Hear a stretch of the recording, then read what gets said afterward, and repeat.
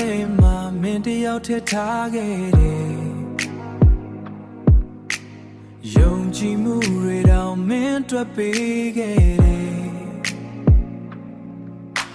အပြုံးလေးတွေကြားမှာအမှန်တရားကိုမမြင်နိုင်ခဲ့အချစ်ဆိုတာနာကျင်မှုလို့မထင်ခဲ့မိခဲ့မင်းစကားလုံးတွေကအယမ်းချိုမြိန်လာတယ်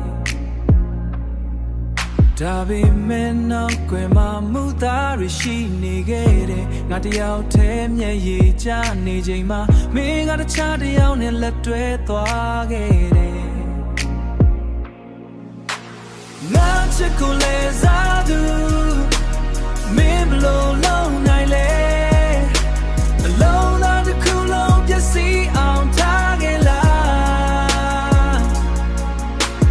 ယုံကြည်မှုတွေကိုမင်းလောင်စေခဲ့တယ်မင်းငါချစ်ကခုတော့နာတရားပဲချန်နေ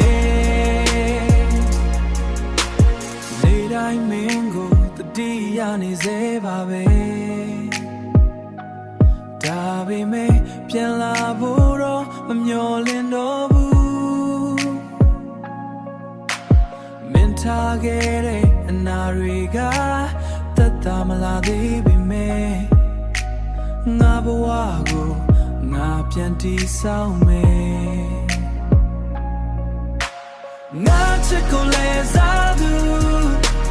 မင်းဘလို့